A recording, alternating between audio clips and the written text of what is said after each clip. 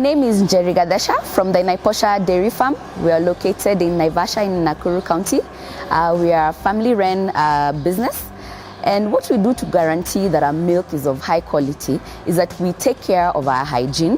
Hygiene is of topmost priority to us, because when you improve the hygiene of our cows, we make sure that the milk that they produce is also clean. And also hygiene helps to reduce the incidence of disease. So that makes sure that we are not treating our animals with antibiotics, and the milk that they produce do not have any of those foreign things in them. The other thing that we do is that we make sure that we take care of our breeding. Now, breeding has two benefits. Number one, we are able to grow our herd. Number two, we are able to improve the quality of our herd. How do we improve the quality of our herd? We try to make sure that with every new generation, the herd is better, that we are giving, that the cows that are being given birth to are better. Some qualities that we look at when we're breeding is milk production, and also even just the general posture and structure of the cow in terms of its lifespan. The other thing that we do as a farm to make sure that we do produce good quality milk is that we've invested in a milking system. We have an automatic milking machine that minimizes the handling of the milk when it is milked from the cow.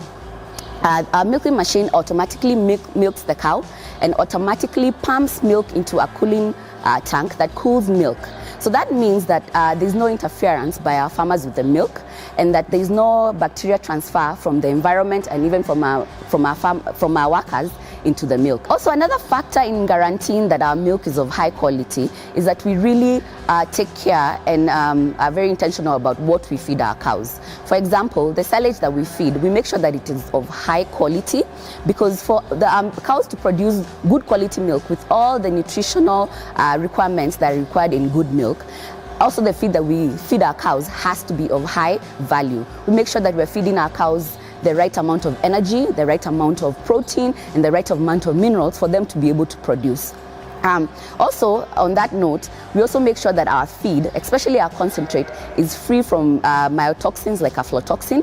We test all our feed before it comes in to make sure that we are producing milk that has no aflatoxins. In a dairy farm, about 70 to 80% of the expense is actually the feed to the cow. And for you to be successful as a dairy farmer, you need to manage the cost of feed. And one way that we have done this is that we grow our own fodder. We have land that we grow our silage, we have land that we grow hay, and also lucerne. Lucerne is a very high protein plant that actually supplements protein, and protein is very important to the growth of a cow and also the nutritional value in milk. So what we've done is that we grow our own fodder and harvest it at the right time so that it is of high nutritional value to our cows. You'll find that some farmers actually let their fodder, let's say for example hay, overgrow and actually lose its nutritional value. Here at Naiposha farm, we make sure that we harvest our hay and even all our fodder at the right stage where it has maximized its nutritional value, so that we make sure that our cows are getting the maximum nutritional value. That means that the milk that they produce also has the maximum nutritional value. The dairy business, dairy farming, is just like every other business. You need to plan. You need to have a business plan.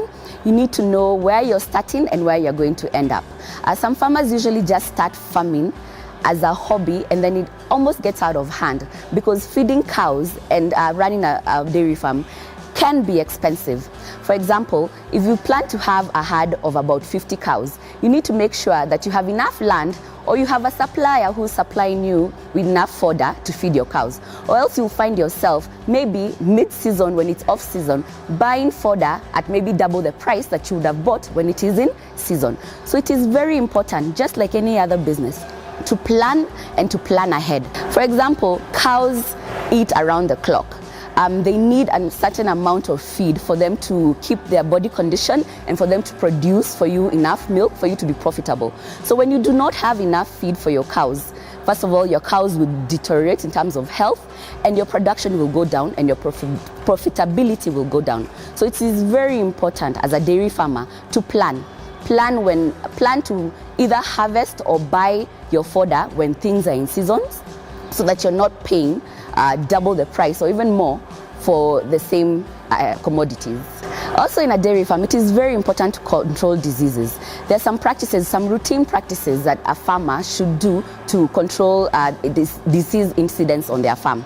For example, hygiene is one of the most important points. You must keep your cows clean, you must keep your barn clean, you must keep all your equipment very clean to avoid diseases. The other thing we do as a farm is that we have a very strict vaccination program. We make sure that our cows are vaccinated against some common diseases to avoid having to treat them, and also which will increase on our costs. And also in addition to this, we also take care of the biosecurity of our farm. When you drive into our farm, you'll find a water bath that has water and disinfectant. So when people come into the farm, they are disinfected to make sure that they are not bringing in communicable diseases. We have suppliers and other visitors who come into the farm, and we want to make sure that we've protected our animals against communicable diseases. In dairy farming, one of the biggest resources you have on your farm is your workers.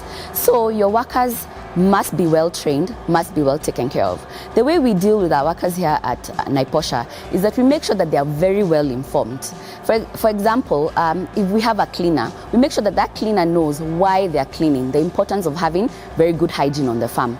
In terms on our feeding team, we make sure that our feeding team is very aware that if they do not feed the cows properly, they will not produce. So staff management is very important, and in my opinion, the first step of staff management is empowering them with knowledge. And for our staff, we continuously train them on any new developments that have come up in the industry, or anything that we feel that is of benefit to themselves and even to our farm as a business.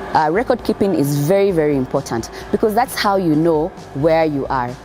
For us, we use a dairy management system, and we are able to see how the farm is doing at a glance. We're able to keep records of our finances, and we're also able to keep records of how our cows are performing.